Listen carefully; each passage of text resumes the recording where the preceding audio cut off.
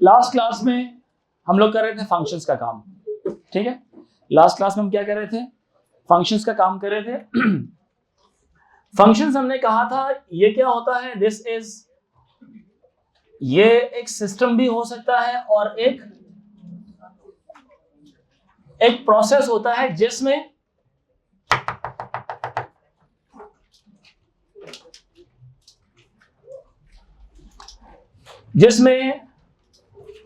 कुछ values insert की जाती हैं और इनका कोई ना कोई आंसर आता है और आंसर्स को आउटपुट कहते हैं। फंक्शंस की दुनिया में हमने उन आंसर्स को क्या कहा था? रेंज कहा था। और जो वैल्यूज हम पुट करते हैं उनको डोमेन कहते हैं। फंक्शन बेसिकली एक एक्सप्रेशन की शक्ल होती है। अब उस एक्सप्रेशन में वेरिएबल लाजमी नहीं है कि वो x ही हो। It is not necessary for a function to have a variable x. X is just a dummy variable. It can either be a, it can either be b, कुछ x, y, z कुछ भी हो सकता है। अगर एक general सी expression लिखी जाती 2x plus 3, 2x plus 3, तो हम कहते हैं ये एक फंक्शन है जिसमें वेरिएबल कौन सा इस्तेमाल हुआ हुआ है? a का, सॉरी x का। अब यही चीज अगर यूं तब्दील कर दी जाए तो मेरे नजदीक और आपके नजदीक इसमें कोई फर्क नहीं होना चाहिए, सेम है दोनों, बट लिखने में सिर्फ थोड़ा सा फर्क आएगा कि ये क्या है? फंक्शन ऑफ x और ये है फंक्शन ऑफ a है। अब जब एक ही सवाल में जब वेरिएबल सिर्फ x इस्तेमाल हो रहा हो, if there is only one question और उसमें वेरिएबल सिर्फ x इस्तेमाल हो रहा हो और दूसरा लेट्स से 4x minus 9 है, this is also a function of x, this is also a function of x. These two are different expressions. One is 2x plus 3, the other one is 4x minus 9. 4x minus 9 expression number 2. इसलिए इसको मैं अब f of x नहीं बोलूंगा, इसको मैं कोई और नाम दे देता हूं। क्या नाम दे देता हूं? जियो है, ये दोनों फंक्शंस ही हैं, कहलाया जाएगा, बोला जाएगा, these both expressions will be called functions. कोई लिखता नहीं है कि g of x, बताता कोई भी नहीं है, वो कहता है सिर्फ f ही होता है। अबे f नहीं होता, f तो एक सवाल में एक एक्सप्रेशन आ गई तो उसको f कह देना। अगर उस सवाल में दो और एक्सप्रेशंस भी आ गई, एक g of x बन जाएगा। अगर मिसाल के तौर पे 3x square plus 9x minus 11 आ गया, अब इसको मैं कह दूंगा ये h of x बन गया। ये भी फंक्शन ऑफ x है, ये भी फंक्शन ऑफ x है, ये भी फंक्शन ऑफ x है, क्योंकि इन तीनों में वेरिएबल्स कौन से हैं? x। अगर यहां पे मैं ये कह देता हूं 9xy, तो अब इसमें एक वेरिएबल x भी है और एक वेरिएबल, तो यहां पे क्या लिखा जाएगा? x, y। बात समझ आ रही है? इसमें अगर एक वेरिएबल z आ जाता है तो उसको क्या कहा जाएगा? g of z कहा जाएगा। बात समझ आ रही है? अगर 4z minus 9x हो जाता है तो इसमें कहा जाएगा z भी इसमें एक वेरिएबल है और x भी इसमें एक वेरिएबल है। जितने वेरिएबल्स होंगे कहा जाएगा it is function of x and z, it is function of x, it is function of x and y। मजे की बात यह है कि हम जिस लेवल पे हैं अभी, ऑर्डिनरी लेवल पे हम हैं, हमारे लेवल में ज्यादा वेरिएबल्स वाले फंक्शंस नहीं आते, लेकिन ये कोई इतनी बड़ी रॉकेट साइंस नहीं है। समझने के लिए आप समझ सकते हैं कि फंक्शंस क्या है। ये सिर्फ बोलने का एक अंदाज है, किसी एक एक्सप्रेशन को, ये किसी एक एक्सप्रेशन को बोलने का अंदाज है। ग्राफिकली जब हम एक चीज को देखते हैं, ये आपका होता है बच्चों x एक्सिस और ये होता है आपका y axis. I told you, बल्कि आपको खुद भी पता है कि जो वैल्यूज आप अपनी मर्जी से डालते हैं उनको इंडिपेंडेंट वैल्यूज कहा जाता है। वो इंडिपेंडेंट वैल्यूज हमेशा किस एक्सिस पर आती हैं? x एक्सिस के ऊपर आती हैं। कौन सी वैल्यूज होती हैं? ये इंडिपेंडेंट वैल्यूज होती हैं। और जो इनके आंसर्स आते हैं वो किधर होती हैं? इनके आंसर्स किधर आते हैं? जैसे मिसाल के तौर पे यहां पे मैं x के अंदर 1 डालूंगा, तो x की वैल्यू जब 1 होगी तो f का आंसर क्या आएगा? 2 into 1 plus 3, आंसर आ जाएगा 2 plus 3 which is equals to 5। यानी कि जब x की वैल्यू 1 थी तो फंक्शन की वैल्यू क्या हो गई? तो ये x एक्सिस पर प्लॉट की जाएगी। किस एक्सिस पर? ये किसका आंसर है? ये एफ ऑफ एक्स का आंसर था, यानी कि उसका आंसर जब आपने x की वैल्यू 1 डाली एज अ डोमेन, आंसर क्या आया? 5 आया। ये किस एक्सिस पे प्लॉट होगा? y एक्सिस पर प्लॉट होगा। तो आंसर्स या रेंज कहा जाए, रेंज हमेशा किस एक्सिस पर आती है? y एक्सिस के ऊपर। डोमेन हमेशा किस एक्सिस पर आती है? x एक्सिस के ऊपर आती है। साथ साथ लिखते भी रहें, ठीक है। और इसका मतलब यह है y एक्सिस पर हमेशा किसके आंसर्स आएंगे? y एक्सिस पर किसको लिखा जाएगा? f ऑफ x को। और x एक्सिस पर किसको लिखा जाएगा? x की वैल्यूज। x की वैल्यूज x एक्सिस पर जो आंसर्स आएंगे, यानी फंक्शंस के जो आंसर्स आएंगे, f ऑफ x के जो आंसर्स आएंगे वो y एक्सिस पे लिखे जाएंगे। यहां तक बात सबको समझ आ रही है कि नहीं? सब बच्चे बताइए, क्लियर हो रहा है? अच्छा, लास्ट टाइम हम लोगों ने दो डिफरेंट डिस्कशंस के ऊपर डिबेट की थी। If you remember, one was domain and the other was range. Domain is the, बताएं, all possible values of variable that you can put in the expression or in the function which do not leads towards two things. One was infinity, one was complexity. Those values of input, those values of domain, those values of x or the variable should not lead towards infinity or towards complex numbers. Infinity is only possible when there is a zero in the denominator. यानी कि एक fraction आ जाए, fraction में नीचे x आ जाए, तब आप कह सकते हैं कि इंफिनिटी के चांसेस हैं। अब अगर एक फ्रैक्शन ऐसी हो, x माइनस 5/3, कभी भी इंफिनिटी नहीं आएगा इसमें। क्यों? क्योंकि कभी डिनोमिनेटर जीरो हो ही नहीं सकता, because it is already static constant number, that is 3। अगर यहां पे हो जाता 3x, अब आप इसमें कहते x can be any number but not 0. x can be any number but not 0. Because 0 अगर x यहां पे डलेगा, डिनोमिनेटर क्या हो जाएगा? और पूरी की पूरी एक्सप्रेशन क्या बन जाएगी? इंफिनिटी।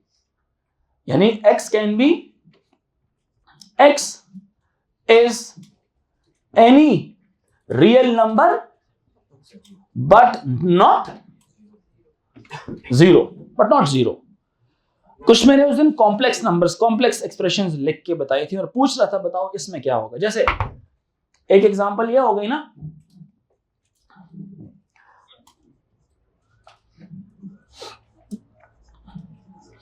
इसमें x को क्या नहीं होना चाहिए? हाँ, डोमेन इसकी क्या होगी? x could be any number but not 3. पता कैसे चलता है? आप सिर्फ डिनोमिनेटर उठाते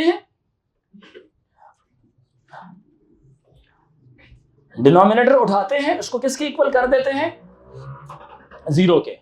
यहां से आपको x की वैल्यू पता चल जाएगी कि वो कौन सी वैल्यू ऑफ x है विच विल मेक, मेरे अल्फाज पे तवज्जो देना, जब आप डिनोमिनेटर को इक्वल टू 0 करेंगे, उससे आपको ये पता चलेगा कि वो कौन सी वैल्यू ऑफ x है जो इस डिनोमिनेटर को 0 बना देती है। x को यहां से सब्जेक्ट बनाओगे तो पता चल जाएगा वो कौन सी वैल्यू है जो इस चीज को 0 बना देगी। यानी कि x इज इक्वल्स टू 3 हो जाएगा, -3 उधर जाके। तो इसका मतलब यह है कि x की वैल्यू अगर 3 हो गई, डिनोमिनेटर पूरे का पूरा क्या बन जाएगा? 0। क्या बन जाएगा? 0। क्लियर हुई मेरी बात कि नहीं? सो यहां पे आप फैसला ले सकते हैं कि x कोई भी नंबर हो जाए, but x is not equal to 5, 3, x is not equal to 3। इसी तरह से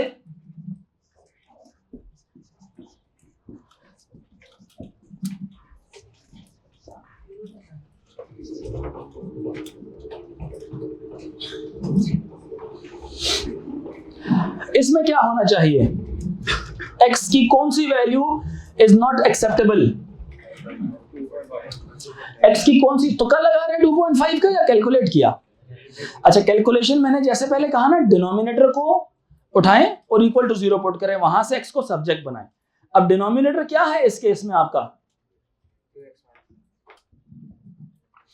डिनोमिनेटर है 2x माइनस 5। इसको इक्वल टू 0 करेंगे तो आपको पता चल जाएगा x की वो कौन सी वैल्यूज हैं for which the denominator will be 0। तो x को यहां से सब्जेक्ट बना, बिकॉज आपने डिनोमिनेटर पूरे का पूरा किसके इक्वल कर दिया, 0 के इक्वल किया। अब यहां से जब x निकलेगा तो यू विल फाइंड आउट कि वो कौन सी वैल्यू ऑफ x है which will make this denominator become 0, so that हम वो वाली x की वैल्यू नहीं लेंगे, बाकी जो मर्जी ले लें। क्लियर हुई मेरी बात कि नहीं? अल्फाज पे तवज्जो दें बच्चों, अल्फाज पे तवज्जो दें। हम डिनोमिनेटर को इक्वल टू 0 पुट कर रहे हैं सो दैट x की वो वैल्यू हमें पता चल जाए जिससे ये डिनोमिनेटर 0 की इक्वल आ जाता है। जैसे यहां पे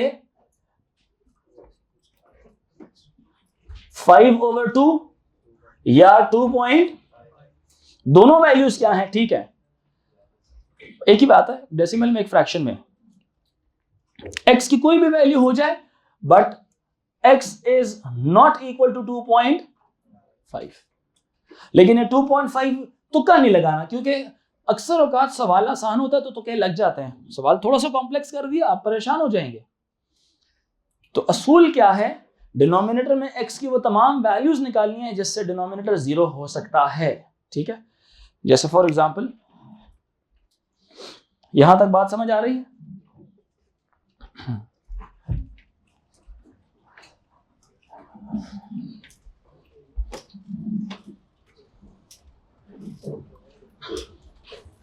एनी कंफ्यूजन बच्चों बता दें मुझे भी, ठीक है। ये तो हो गया इसका। दूसरा किसका था?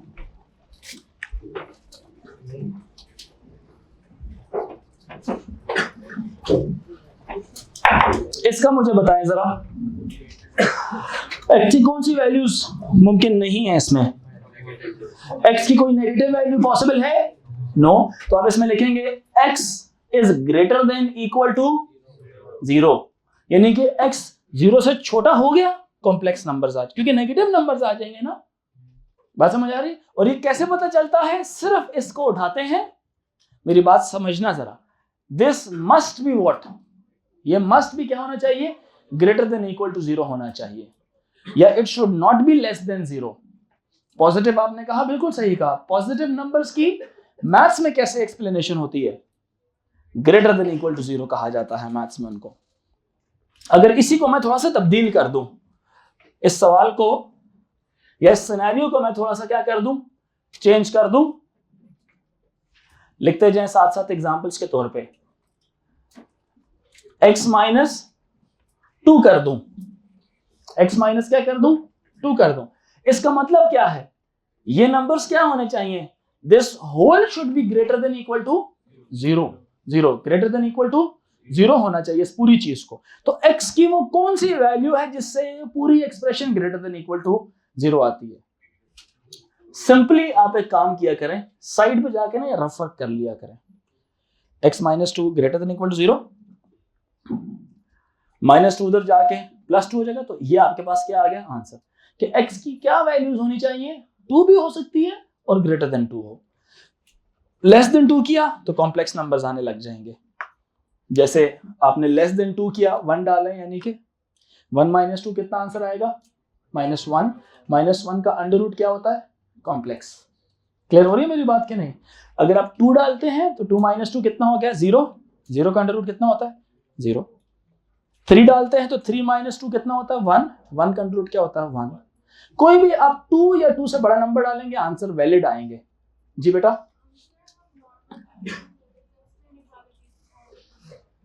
क्योंकि डिनोमिनेटर 0 के इक्वल करना होता है। इसमें क्या करना होता है? 0 से बड़े आंसर्स चाहिए, 0 या 0 से बड़े आंसर्स चाहिए होते हैं। दोनों सिनेरियोज डिफरेंट है, दोनों सेम सिनेरियोज ही नहीं है। एक में इंफिनिटी और एक में कॉम्प्लेक्स नंबर्स। इंफिनिटी कुछ और चीज है, कॉम्प्लेक्स नंबर्स कुछ और चीज है। डेफिनेशन ही दोनों की अलग है, इसलिए अलग बातें तस्वर की जाती हैं। क्यों 0 से बड़ा करें? क्यों माइनस में आंसर्स नहीं आ सकते उसके? सोचे ना, फ्रैक्शन के तो नेगेटिव आंसर्स आ सकते हैं, अंडर रूट के अंदर नेगेटिव नहीं आ सकता। तो इसलिए मैंने कहा बाय डेफिनेशन कॉम्प्लेक्स नंबर्स के लिए ये जरूरी है, कॉम्प्लेक्स नंबर से बचने के लिए ये जरूरी है कि अंडर रूट के अंदर हमेशा पॉजिटिव ही हो। फ्रैक्शन के लिए जरूरी नहीं है कि हमेशा पॉजिटिव फ्रैक्शंस ही हो। फ्रैक्शंस तो नेगेटिव भी हो सकती हैं, पॉजिटिव भी हो सकती हैं, छोटी भी हो सकती हैं, बड़ी भी हो सकती हैं, बट इंफिनिटी नहीं हो सकती। इंफिनिटी सिर्फ तब आता है जब डिनोमिनेटर आपका क्या हो जाए? 0 हो जाए। बात मेरी समझ आ रही है कि नहीं आ रही? तो दोनों चीजें आपने क्या चीज करनी है, एक हमने कहा अवॉइड, नंबर 1 क्या चीज, क्या चीज, इंफिनिटी, और दूसरा क्या, कॉम्प्लेक्स आंसर्स। इंफिनिटी आपको पता है कब आता है, हाँ जी, व्हेन लिख लें डिनोमिनेटर इज इक्वल टू 0, और ये कब आता है, व्हेन है। बस अभी रेंज ना निकाले, अभी सिर्फ डोमेन बताएं, इसमें कौन सी वैल्यूज ऑफ एक्स चूज की जा सकती है और कौन सी नहीं की जा सकती, ठीक है। एक ये करें, इन सब की मुझे डोमेन लिख के दिखाएं, खामोशी से लिखें यार।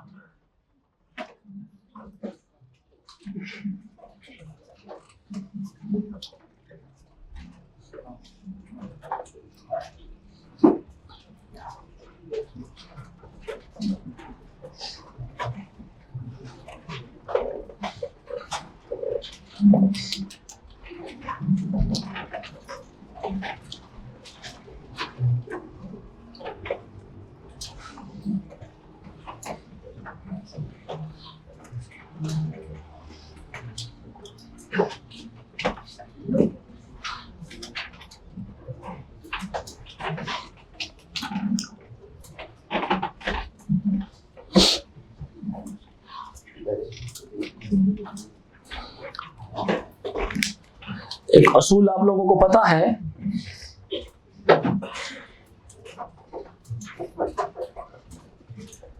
एनी नंबर लेस देन 0 आ जाए, आंसर क्या आएगा, कॉम्प्लेक्स नंबर आएगा आंसर इसका। ये बात सबको पता है और इसी को हमने अवॉइड करना है, ठीक है। मैं आंसर नहीं लिखूंगा, आप आंसर लिख के दिखाएं सारों की, डोमेन आप निकालें सारों की। इतनी बातें कर ली है ना, अब आपकी बारी है, आप करें।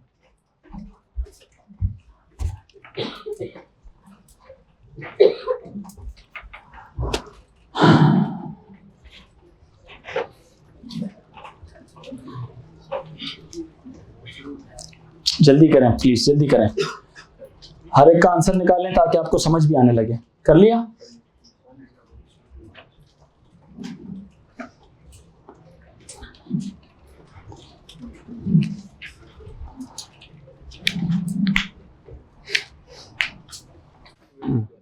आप लिखेंगे 2x minus 1 must be greater than equal to 0, मतलब अगर वो लेस देन 0 हो गया ना, अगर ये लेस देन 0 हो गया, बाय द वे इन्फिनिटी वो कॉम्प्लेक्स नंबर्स आ जाएंगे। हम लेस देन 0 अलाउ नहीं कर सकते। ये बात किसको समझ नहीं आई? सबको समझ आ गई? लेस देन 0 अलाउ नहीं, क्योंकि लेस देन 0 किया तो आंसर्स कैसे आएंगे? Complex.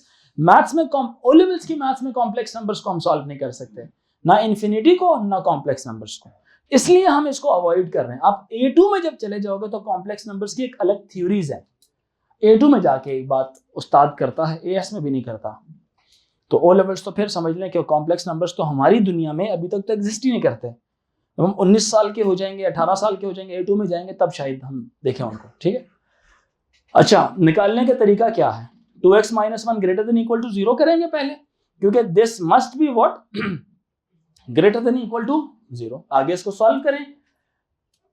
2x is greater than equal to 1, x is greater than equal to 1/2, यानी कि इसका आंसर क्या आ जाएगा? डोमेन क्या आएगी? x must be greater than equal to 1/2। समझ आ रही है? अगर x की वैल्यू 0.5 के इक्वल करेंगे तब भी आंसर सही आएगा, या उससे बड़ा करेंगे तब भी आंसर सही आएगा। छोटा कर लें, इन्फिनिटी आ जाएगा आंसर। 0.5 से छोटा नहीं होना चाहिए, मस्ट बी ग्रेटर देन। समझ आ रही है? इसका क्या किया? Minus x must be what greater than equal to 0। समझ आ रही है कि नहीं? इसका माइनस खत्म करने के लिए क्या करना पड़ेगा? दोनों साइडों पे -1 से मल्टीप्लाई। ये क्या बन जाएगा? x ग्रेटर देन का साइन क्या हो जाएगा? लेस देन इक्वल टू 0 हो जाएगा। बात समझ आई? इसमें x की वैल्यू कैसी डालेंगे आप, x की वैल्यू नेगेटिव डालेंगे, वो नेगेटिव और ये नेगेटिव साइन दोनों आपस में मल्टीप्लाई होकर क्या बन जाएगा, प्लस। तो आंसर फिर से true answer, valid answer, real numbers में आंसर्स आएंगे। बात समझ आ रही है, जिससे कॉम्प्लेक्स आंसर्स ना आए, ठीक है। यानी ये पूरी expression should be greater than equal to 0। तो इसको उधर ले जाके क्या आप कर लें, क्योंकि अगर ये पूरी एक्सप्रेशन लेस देन जीरो के इसका अगर आंसर आ गया तो इससे कॉम्प्लेक्स नंबर्स आएंगे। तो हमें लेस देन 0 नहीं लाना, हमें ग्रेटर देन 0 लाना। तो x की वो कौन सी वैल्यूज हैं जिससे ग्रेटर देन 0 आएगा, तो ये आएगा -5 और x इज अब -2 है ना, -2 है, दूसरी तरफ जाके क्या हो जाएगा, डिवाइड, साइन ऑफ इनइक्वालिटी क्या हो जाएगी, तब्दील। तो क्या हो जाएगा 5/2 हो जाएगा, ठीक है। सो इसका मतलब है कि इसके लिए x must be what, less than 2.5, x must be less than equal to 2.5, क्योंकि इसमें आप 2.5 डालेंगे तो -2 into 2.5 is -5 plus 5 will become 0। समझ आ रही है कि नहीं। 2.5 से छोटा जो नंबर है वो है 2, तो -2 मल्टीप्लाई बाय 2 आप करेंगे तो -4 आंसर आएगा। -4 + 5 is +1, अंडर सॉल्व हो जाएगा, ठीक है। मतलब ऑल आंसर्स विच, जितने भी आपकी x की वैल्यूज हैं वो सारी क्या होनी चाहिए, लेस देन 2.5 होनी चाहिए। उससे आंसर्स हमेशा क्या आएंगे, 0 या 0 से बड़े आंसर्स आएंगे। जी बेटा, क्यों होना चाहिए, क्योंकि माइनस यहाँ पे 2 मल्टीप्लाई हो रहा है, दोनों साइड जब नेगेटिव नंबर से डिवाइड की जाए तो साइन ऑफ इनइक्वालिटी रिवर्स हो जाती है। तो चला गया ना, दोनों साइड्स को -2 से डिवाइड करेंगे तो ना साइन ऑफ इनइक्वालिटी चेंज हो जाता है, ठीक है। जब कभी भी साइन ऑफ इनइक्वालिटी, जब कभी भी आप इनइक्वालिटी को दोनों साइड्स नेगेटिव नंबर से मल्टीप्लाई कराएं या डिवाइड कराएं, ठीक है, तो साइन ऑफ इनइक्वालिटी रिवर्स हो जाता है। बेसिक असूल ये है इसका। अच्छा, इसका क्या आंसर आया था, इसका आंसर क्या आया था, x - 4/3 must be greater than equal to 0, x is greater than equal to 4/3। इसका ये आंसर आ गया। इसका क्या आंसर आया था, 5/3 - 4/9x must be greater than equal to 0, ठीक है। -4 या 5/3 इधर ही, और इस पूरी नेगेटिव चीज को उधर ले जाके प्लस कर लें, 4/9x, 9 उधर जाके मल्टीप्लाई, 4 इधर आकर divide, 5 into 9, 3 into 4 greater than equal to x, 3 1s are 3 3s are 15/4, यानी कि x must be less than equal to 15/4। ये किसका आंसर आया, x must be less than, very good. अच्छा, इसके बारे में और वो जो आखिरी पार्ट है, इन दोनों के बारे में ये बात है, इसमें दोनों पॉसिबिलिटीज आ रही हैं कि नहीं, बताएं मुझे, हाँ या ना। इसमें डिनोमिनेटर की वजह से क्या आ सकता है, क्या आ सकता है, इन्फिनिटी आ सकता है डिनोमिनेटर की वजह से। तो x को एक तो क्या नहीं होना चाहिए, 0 नहीं होना चाहिए। इसकी वजह से दोनों बातें हम करेंगे, एक x is not equal to 0 भी होगा इसमें, पहली बात। दूसरा, न्यूमरेटर की तरफ से भी कोई ना कोई सिस्टम हमने चलाना है।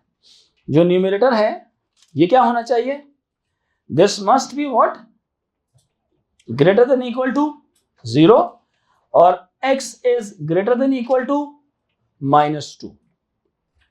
समझ आ रही बात ये नहीं। अब जरा एक बात समझना जरा सारे बच्चे, बड़ी एक इंटरेस्टिंग बात यहां पे आने वाली है। सारे बच्चे फॉलो करें। पहले इस सवाल की तरफ देखें, इसमें दोनों कंडीशंस आ रही हैं, इन्फिनिटी वाली भी और कॉम्प्लेक्स नंबर्स वाली भी, इन्फिनिटी वाली भी और कॉम्प्लेक्स नंबर्स वाली भी। न्यूमरेटर से क्या आता है, कॉम्प्लेक्स नंबर्स, न्यूमरेटर से कौन सा आता है, कॉम्प्लेक्स नंबर्स। डिनोमिनेटर से क्या आता है, इन्फिनिटी। तो हमने जब न्यूमरेटर को सॉल्व किया तो numerator must be greater than equal to 0। तो हमने जब x + 2 greater than equal to 0 किया तो हमने कहा x शुड बी क्या, -2 से क्या होना चाहिए, इक्वल टू भी हो सकता है और उससे बड़ा भी होना चाहिए। यानी -2 डालेंगे तो आंसर ओके, सॉल्वेबल है। क्यों, क्योंकि -2 + 2 विल बिकम 0, 0 का under root is 0, 0 divide by anything is 0। Clear हुई मेरी बात कि नहीं? अब -2 से कोई एक और बड़ा नंबर कौन से वाला है? x इज ग्रेटर देन -2, कौन सा वाला? नहीं, -1.9 भी तो बड़ा है।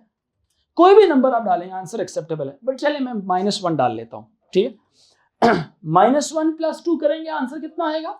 1। 2 × -1 करेंगे तो -2, ऊपर आंसर आ जाएगा 1 का √1 ही। समझ रहे कि नहीं? आ रहा समझ? और डिनोमिनेटर में भी क्या होगा? इंफिनिटी नहीं आएगा, डिनोमिनेटर की वजह से इंफिनिटी नहीं आएगा, क्योंकि डिनोमिनेटर 0 नहीं बना हुआ। ऐसे बात कर रहा हूं मैं, अगर आप x की जगह -1 डालें, x की जगह क्या डाल दें? -1, इधर भी क्या डाल दें? -1, इसका आंसर इंफिनिटी भी नहीं आएगा और इसका आंसर कॉम्प्लेक्स नंबर्स भी नहीं आएंगे, बिकॉज हम किस रेंज को फॉलो कर रहे हैं? Greater than -2। अब ग्रेटर देन -2 में -2 भी डाला, -1 भी डाला, लेकिन एक और बात भी जहन में रखनी है। क्या नहीं डाल सकते आप?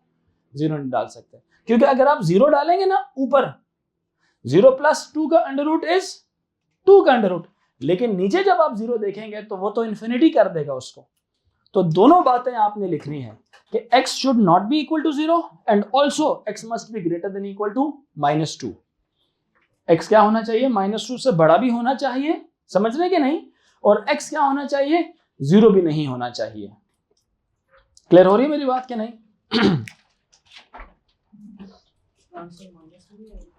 दोनों आंसर है। माइनस में कैसे? ये भी आंसर है, ये भी आंसर है। इसके आंसर्स में आप लिखेंगे x is greater than equal to -2 and x is not equal to 0। And नहीं लिखते, कोमा लगा लें बेशक, ठीक है? एंड नहीं लिखते, कोमा लगा लेना बेशक। ये बात सबको समझ आ गई है? ओके, इसकी तरफ देखते हैं जरा।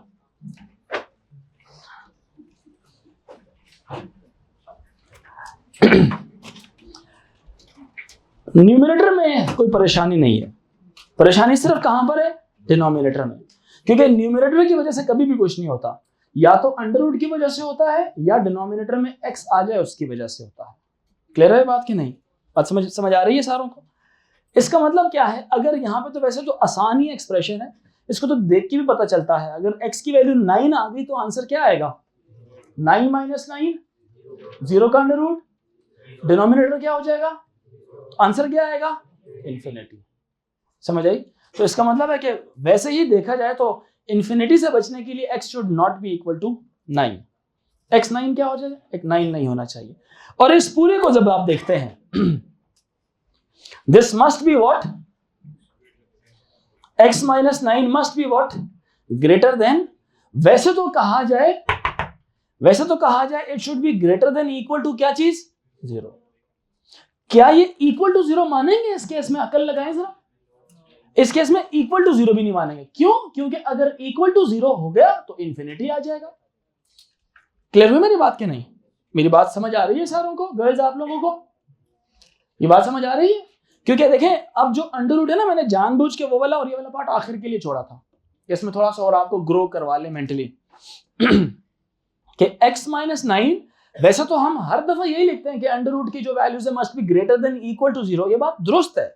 लेकिन यहां पे अगर आप इक्वल टू 0 कंसीडर आप करेंगे ना, यानी कि x is greater than equal to -9, उधर जाके +9 हो जाएगा। अगर ये बात आप लिखते हैं तो ये बात सिर्फ कॉम्प्लेक्स नंबर्स के लिए दुरुस्त है, लेकिन ये बात वो इंफिनिटी वाली बात को वायलेट कर देगी। इसलिए यहां से एक चीज आपने रिमूव करनी है, इक्वल टू यहां पे नहीं होना चाहिए। समझ आ रही है? क्लियर हो रहा कि नहीं हो रहा? नहीं क्लियर हो रहा? हो रहा है। अब वैसे भी अगर दूसरी तरह से देखा जाए, एक आम बच्चे की तरह देखा जाए, एक नॉर्मल बच्चे की तरह देखा जाए, वो दोनों बातें चेक करता है, कॉम्प्लेक्सिटी भी चेक करता है और इंफिनिटी अलग अलग चेक करता है। कॉम्प्लेक्स नंबर्स के लिए उसने एक ये आंसर निकाल लिया कि जी कॉम्प्लेक्सिटी से बचने के लिए x must be greater than equal to 9। ये किसके लिए है? Complexity, to avoid complexity. उस बच्चे ने ये बात उसने आखिर में बोल दी कि क्या होना चाहिए जी? x must be greater than equal to 9 होना चाहिए। x must be greater than equal to 9 होना चाहिए, ये कॉम्प्लेक्सिटी। अब टू अवॉइड इंफिनिटी, वो क्या होना चाहिए? x should not be equal to 0, मतलब sorry denominator should not be equal to 0। समझ रहे बात के नहीं? x minus 9 should not be equal to, ऐसा ही है कि नहीं? जरा वो वैल्यू निकाल लेते हैं, किस वैल्यू से ये पूरी एक्सप्रेशन 0 बनेगी? x इक्वल टू 9, तो यानी कि अगर x की वैल्यू 9 डाल देता हूं, पूरी एक्सप्रेशन क्या हो जाएगी? 0। ये क्या कह रहा है आपको? x is greater than equal to 9, और ये क्या कह रहा है?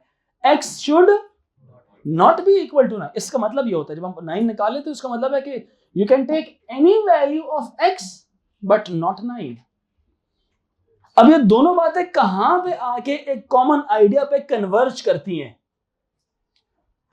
इनका कॉमन कन्वर्जिंग आंसर क्या होगा रामिज रऊफ? एक बात है x is greater than equal to 9, और एक है x is not equal to 9। Converge कहां करती हैं इन दोनों की बातें? हाथ खड़ा करें। कन्वर्ज करने का मतलब है दोनों में कॉमन बात क्या है, जो दोनों कंडीशंस को सेटिस्फाई करे।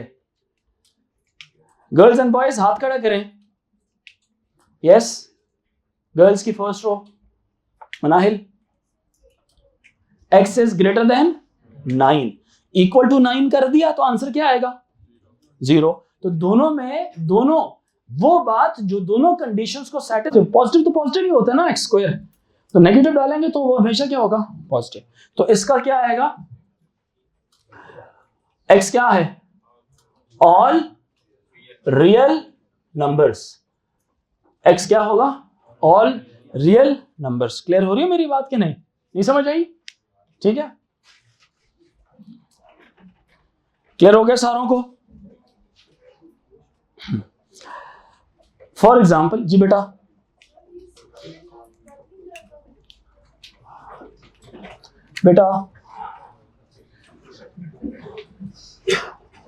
अगर ये ऐसा होता तब कटता, ये होल स्क्वायर होता तब कटता ये। ठीक है, ये फिर वही बेवकूफी वाली बात हो गई ना, कि आप ये कर रहे हैं कि इसका जो होल स्क्वायर होगा, ठीक है, आपके नजदीक ये ऐसे लिखा जाए, या आप ये समझ रही हैं कि अगर ऐसी कभी कोई बात आ जाए तो आप इसको ऐसे तस्वर कर लें।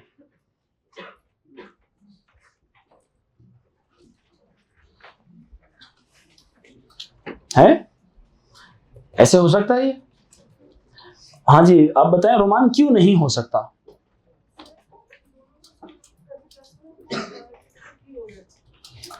ये सिर्फ तब अलग हो सकते हैं कब? जब मल्टीप्लाई और डिवाइड हो रहे हो। तो ये जब आप ये बात करती हैं कि स्क्वायर रूट इससे कट जाएगा, आप अपने जहन में क्या चीज चला रही हैं? आप अपने जहन में ये बात कर रही हैं, ये इसके इक्वल हो गया और ये इसके इक्वल हो गया। मुझे बताओ कि कौन सी दुनिया में ये चीज मुमकिन है? नहीं है मुमकिन।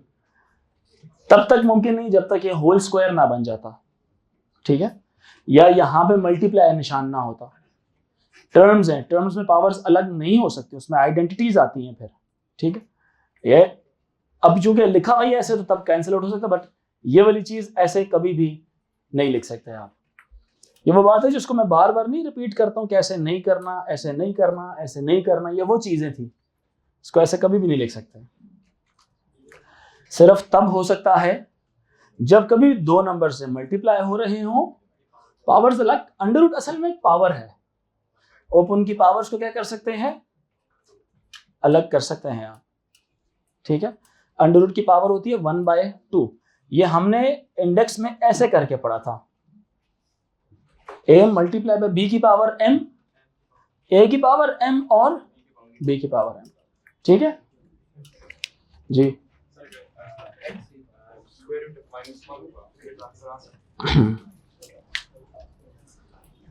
फिर x ऐसा होना चाहिए ग्रेटर देन इक्वल टू 1 होना चाहिए। ठीक है, अगर यहां पे -1 आ जाए,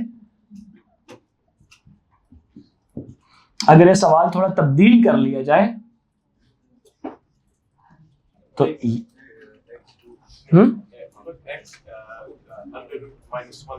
वो नंबर नकम्मे, कॉम्प्लेक्स नंबर कहां से आ गया बीच में? ना ना ना ना ना, अंडर रूट -1 है ही नहीं तो ला कहां से रहे हो बीच में? है ही नहीं ना। मैंने क्या कहा, ओ लेवल्स में कॉम्प्लेक्स नंबर है ही नहीं। तो हम ये पता है, ये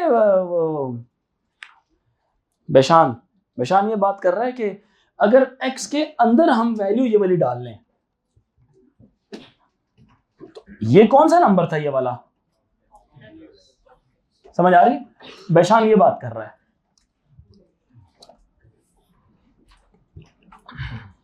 कि हम x की जगह क्या वैल्यू डाल लें, under root -3 and g of x is equals to x minus 4/3। हमारे पास दो फंक्शंस हैं, एक f of x है और एक f of g है। ये बात याद रखिए बच्चों, ये जो वेरिएबल्स हैं, ये वेरिएबल्स क्या होते हैं? They are dummy variables. ये x भी हो सकता है, ये a b p कुछ भी हो सकता है। ये समझ आ रही है? x तो वैसे ही, चूंकि हम शुरू से अलजेब्रा में हर चीज को x ही बोलते हैं, तो मैं भी क्या चला रहा हूँ, x ही चला रहा हूँ अभी तक, तो इसलिए इसको फंक्शन ऑफ x कहता जा रहा हूँ। x is just a variable, it's a dummy variable. अगर मैं यहाँ पे कह दूं जी मुझे f ऑफ p, तो इसको कैसे लिखा जाएगा? 4p - 3 लिखा जाएगा। बात समझ आ रही? मुझे जरा आप लोग ये कुछ चीजें निकाल के दिखाएं। f ऑफ 1 निकाल के दिखाएं, लिखते रहें। f ऑफ -2 करके दिखाएं।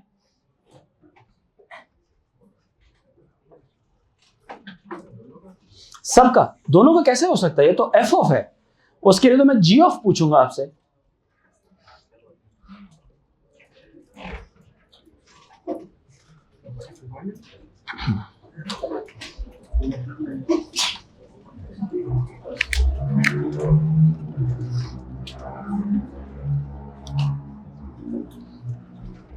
g of 100, g of -6,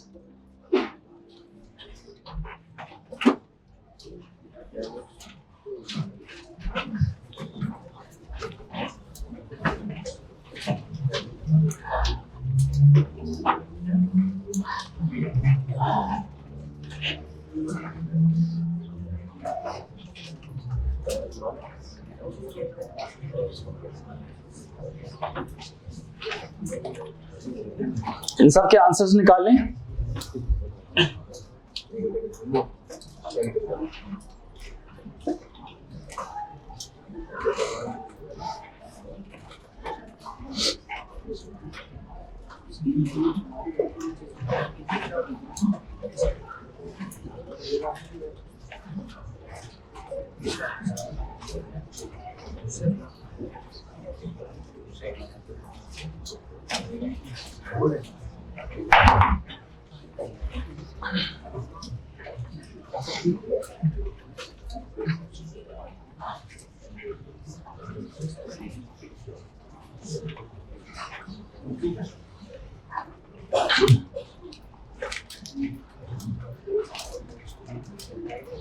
नजर आ रहा है बच्चों? f of 1 का आंसर क्या होगा? 4 into 1 - 3 is equals to, सबको यही आंसर आया है? f of -2 का आंसर क्या आएगा? -11। सबका आंसर आया है? आंसर आया? नहीं आया तुम्हारा, तुम तो सो रहे हो। अच्छा, इसका क्या आंसर आया है? एक मिनट, आप बताओ, एक minute. Anything -4 whole divided by 3। f of alpha क्या आंसर आया है? आप बच्चे आप बताओ, f ऑफ एल्फा का क्या आंसर आया है? रेहान के साथ जो बच्चा बैठा हुआ है, रेहान के साथ, f ऑफ एल्फा क्या है? इसका आंसर क्या है? नहीं तो, एक मिनट, ये फंक्शन किसका है? g का है या f का है? f का। तो f के फंक्शन में क्या लिखा हुआ है? हाँ, f ऑफ x क्या लिखा हुआ है? तो यहां पे पहले क्या लिखा हुआ था उस जनरल एक्सप्रेशन में? यहां पे क्या लिखा था पहले? जनरल एक्सप्रेशन में यहां पे क्या लिखा था यार? ना बोले ना आप। मैं नहीं बोला। कौन बोला था?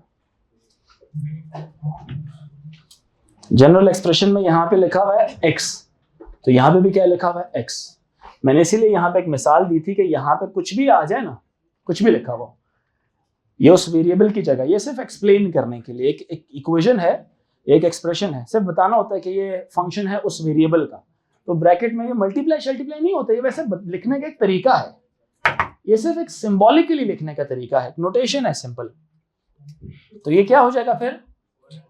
4 अल्फा माइनस 3 हो जाएगा। समझ आ रही मेरी बात की नहीं? अगर यहाँ पे फॉर एग्जांपल मैं, आपका नाम क्या है? Moiz, MU, F of Moiz हम करेंगे तो ये क्या हो जाएगा? ये 4 इंटू मोइज माइनस 3 हो जाएगा। अगर यही मैं कर दूं for example G of Moiz, ये क्या हो जाएगा फिर? जो G का फंक्शन है जहां पे x लगा हुआ था, x क्या है? एक मिनट खामोश हो, x एक डमी वेरिएबल है, उसकी जगह कुछ भी आ सकता है। तो यहां पे G ऑफ मोइज क्या होगा? ये होगा x माइनस 4 की जगह अब मोइज माइनस 4 ओवर 3 बन जाएगा। मेरी बात समझ आ रही है कि नहीं?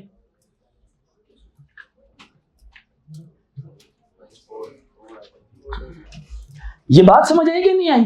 क्योंकि अगर ये समझ नहीं आ रही तो मुझे असल में ये प्री ओ लेवल्स की बात है, मुझे अब आगे जाना है, आपके लेवल पे आना है।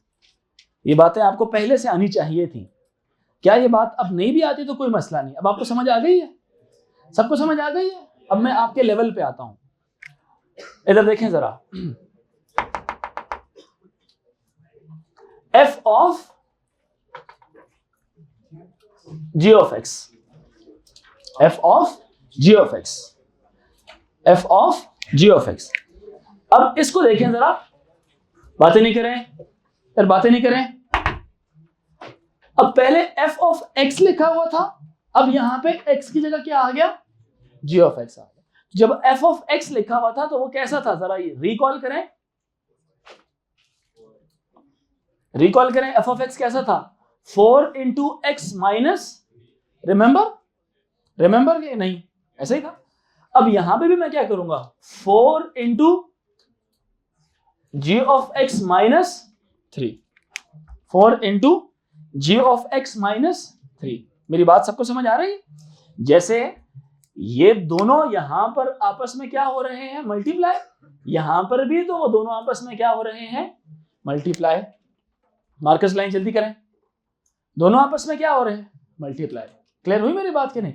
ये थी, look at the white board, 4x minus 3 was the general expression, 4x minus 3 was the general expression। अब ये बात आपको समझ आ रही है कि this is 4 into g of x minus 3, क्योंकि मैं क्या चीज पूछना चाह रहा हूं? f of g of x। और ये मैं तब पूछ रहा हूं ये सारी बातें समझाने के बाद कि अगर f ऑफ अल्फा आ जाए, सुन रहे हैं? अगर f ऑफ अल्फा आ जाए तो ये होगा 4 इंटू अल्फा माइनस 3। अगर g ऑफ एनीथिंग आ जाए तो ये होगा एनीथिंग माइनस 4 ओवर 3। यानी कि g का फंक्शन इस्तेमाल हो, यानी कि f का फंक्शन इस्तेमाल हो रहा है। अगर यहां पे मैं अल्फा की जगह क्या लिख देता हूं? क्या लिख देता हूं? f ऑफ हेलो, जहां पे x लिखा हुआ था वहां पे क्या आ जाएगा? हेलो आ जाएगा। क्लियर हुई मेरी बात कि नहीं? समझ आ रही है कि नहीं आ रही? सब बच्चे बताएं, सबको समझ आ रही है? अच्छा,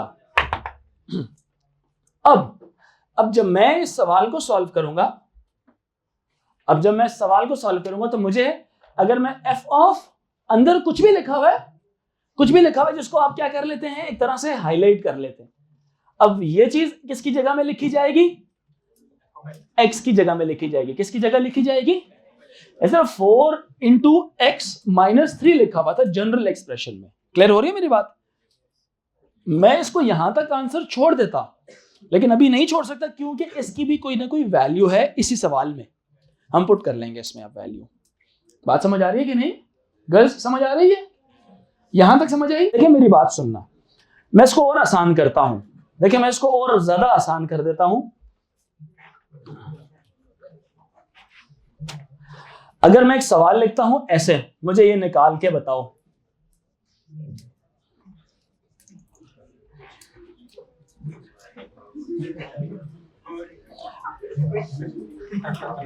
इसका आंसर क्या आएगा? 4 इंटू कुछ भी माइनस, क्या ये मुश्किल है बात? ये मेरा इशारा समझ आया आप लोगों को?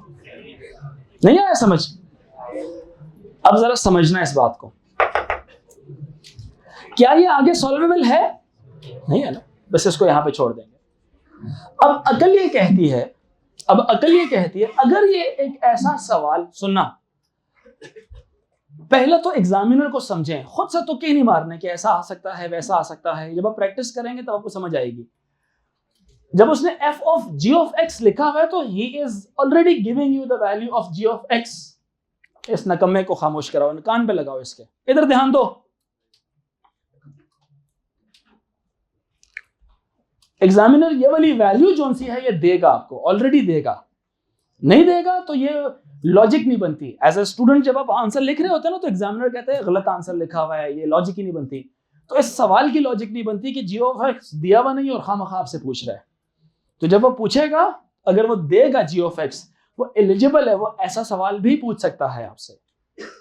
क्लियर हुई मेरी बात कि नहीं? और आज तक जितने भी सवाल आप पास पेपर्स में करेंगे सिंगल फंक्शन नहीं करेंगे, क्योंकि वो बिल्कुल एबीसी है, वो फाइनल के बच्चे को नहीं देता। मैं अगर प्री लेवल्स के बच्चे को फंक्शन कराऊंगा ना, उसको मैं दूंगा एक ही फंक्शन।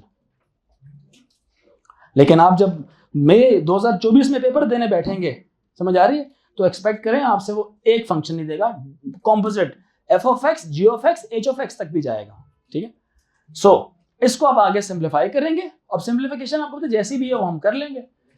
4 इंटू एक्स माइनस 4 3, और ये -3 अलग से हो रहा था, एलसीएम ले लें इसका, तो ये हो जाएगा 4x माइनस 16 माइनस 9। जी बात की बात है वो। इसका जवाब क्या आ जाएगा?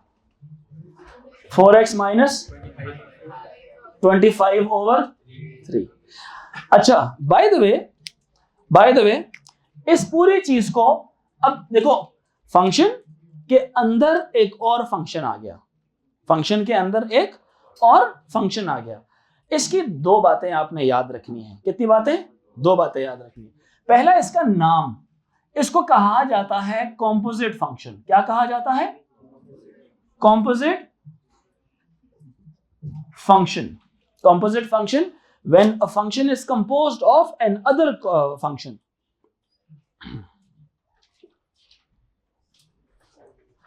कॉम्पोजिट फंक्शंस क्या कहेंगे इसको? Composite functions. कहा जा सकता है one function is composed of, तो हम निकाल सकते हैं। अब इसके बाद एक मिनट, इसके बाद एक कंक्लूजन डेवलप होगा। हर बच्चा बहुत एहतियात से 12वां सवाल भी खुद करे और उसका आंसर नोट करे, और 13th क्वेश्चन भी खुद करे और इसका आंसर नोट करे। तो इसका आंसर क्या आएगा? f of x minus 4 whole divided by 3। Clear हो रही है मेरी बात कि नहीं? सबको समझ आई ये बात? g का फंक्शन है, पहले g के फंक्शन के अंदर क्या वैल्यू थी? किसकी वैल्यू थी? सिंपल x था। अब क्या आ गया उसकी जगह? f of x आ गया। तो जहां जहां आपको x नजर आ रहा है वहां वहां क्या डाल दें? f of x लिखते हैं। तो मैंने भी वही काम किया। क्या इसको छोड़ दूं या सिंप्लीफाई करूं? सिंप्लीफाई करेंगे। अब f of x की अपनी पर्सनल वैल्यू क्या है? तो जो 4x माइनस 3 माइनस 4, इसको भी आगे मजीद सॉल्व करेंगे। इसका आंसर आएगा 4x minus 7 over 3। g of f of x भी लिखा जा सकता है इसको विदाउट ब्रैकेट्स। ब्रैकेट्स डली हुई है बट नहीं लिख रहे। फंक्शंस में एक स्टैंडर्ड तस्वर किया जाता है, बेशक ना भी लिखें इट्स ओके। जैसे नहीं, x के ऊपर अगर पावर 1 हो तो ना भी लिखें तो इट्स ओके। स्क्वायर रूट के बाहर 2 ना भी लिखें इट्स ओके। ऐसा है ना, एक पहले नंबर के साथ किसी भी एक्सप्रेशन में फर्स्ट नंबर अगर पॉजिटिव है प्लस का साइन ना भी लिखें इट्स ओके। इसी तरह यहां पे ब्रैकेट्स ना भी लगाएं तो फंक्शंस की दुनिया में इट्स ओके। क्लियर हो रही है मेरी बात कि नहीं? अब एक कंक्लूजन यहां पे हम देने लगे हैं। Look at the answer of this expression. Look at the answer of this expression, ये क्या था? F of G of X. क्या G of F of X और F of G of X इन दोनों के आंसर सेम है? ये हमेशा ये बात एज अ रूल याद रखें, they both will give you different answer, हमेशा, they will never give you same answers, remember that. ये बात भूलेंगे तो नहीं, ये कभी जिंदगी में इनके आंसर सेम, सिर्फ इस केस में नहीं, किसी भी केस में ये रूल है क्या कि G of F of X it is never equals to F of G of X, कभी भी इक्वल नहीं होते। ये हमने प्रूफ भी किया है, अभी सीख भी रहे हैं, साथ साथ कॉम्पोजिट फंक्शंस को सीख भी रहे हैं, और उसके बाद हमने क्या कर लिया बच्चों? प्रूफ भी कर लिया। बात समझ आ रही है कि नहीं? कॉम्पोजिट फंक्शंस को सीख भी रहे हैं और प्रूफ भी कर लिया। क्लियर हो रहा है कि नहीं? जी बेटा।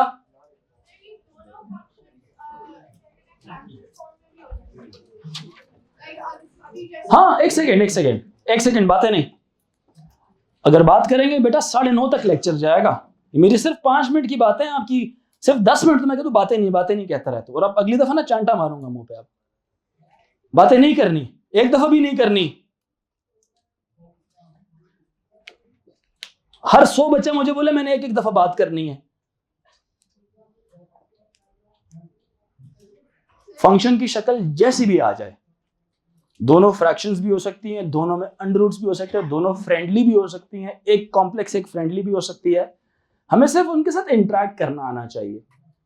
अभी मैं क्या सिखा रहा हूं? मैं उनकी शक्ल से नहीं डरा रहा हूं। आप नोट कर रहे हैं कि नहीं? मैंने जो दोनों फंक्शंस लिखे हुए वो कैसे हैं? बड़े सिंपल से हैं। x माइनस 4/, बड़े सिंपल से लिखे हुए। मैं क्या सिखाना चाह रहा हूं आपको? टॉपिक सिखाना चाह रहा हूं मैं आपको, उसका मेन जो लॉजिक है वो सिखा रहा हूं, कॉन्सेप्ट सिखा रहा हूं। जब हम प्रैक्टिस की तरफ आएंगे तो I will show you some difficult questions as well, वो मैं खुद करवाऊंगा, फिर मैं रेफरेंस दूंगा कि याद है वो मैंने क्लास में वो वाली बात बोली थी, ये उससे मैच कर रही है। तो अब जितना अच्छा ये आप मेरे लेक्चर को सुन रहे हैं, उतनी अच्छी मेमोराइजेशन होगी और उतनी अच्छा इंप्लीमेंट कर पाएंगे किसी भी सिनेरियो में। तो अभी तक पहला असूल आपने सीख लिया। असूल क्या? ये चीज, g of f of x और f of g of x कभी भी बराबर नहीं आएंगे, कुछ भी हो जाए। यानी कि g ऑफ f ऑफ 2 हो जाए और f of g of 2, answers will be different. कभी कोई कोइंसिडेंस हो जाए तो वो हो जाएगा। Look at the white board, यहां पे भी क्या था? x। अब यहां पे x की जगह क्या डाल दिया मैंने? अब यहां पे भी क्या डाल दूंगा? मेरी बात समझ आई? और उसके बाद क्या डालूंगा? फिर क्या डालूंगा? छोड़ दो या सॉल्व करूं? सॉल्व करेंगे। अब f ऑफ x की अपनी वैल्यू क्या थी?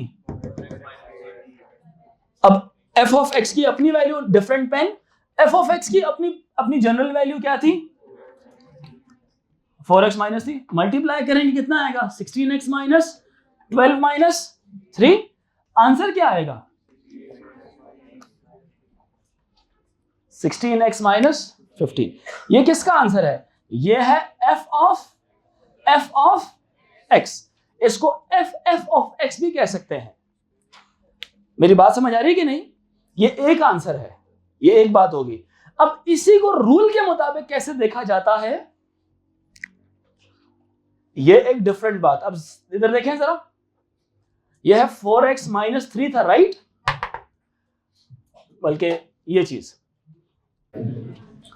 तो इसका मतलब एक और असूल यहां पे आज हमने सीख लिया, f2 of square is never equal to f of x का whole. It will always give you different answer, या यू नहीं लिखना तो बेशक यूं लिख लें, बेशक f of x is never equal to f of x का होल स्क्वायर। क्लियर हुई मेरी बात के नहीं? या this is never equals to this one. f of x का whole square it is never equal to f square of x, या f of x।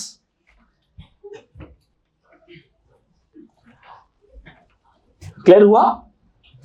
दो असूल सीख लिए, पहला असूल क्या था? f of g of x is not equal to g of f of x। एक तो ये असूल है, और फंक्शंस का रूल नंबर 2 क्या है? f ऑफ x अगर एक फंक्शन है उसका स्क्वायर ले लेंगे, ये कभी भी इक्वल नहीं होगा f स्क्वायर ऑफ x के। ठीक है, या इसकी जगह आप ये भी लिख सकते हैं। ठीक है बच्चों, ये दोनों असूल याद रखने हैं, ये एग्जाम्स में इस्तेमाल होते हैं। यहां तक क्लियर हुई बात आपको कि नहीं? यहां तक क्लियर हुई? कोई सवाल है?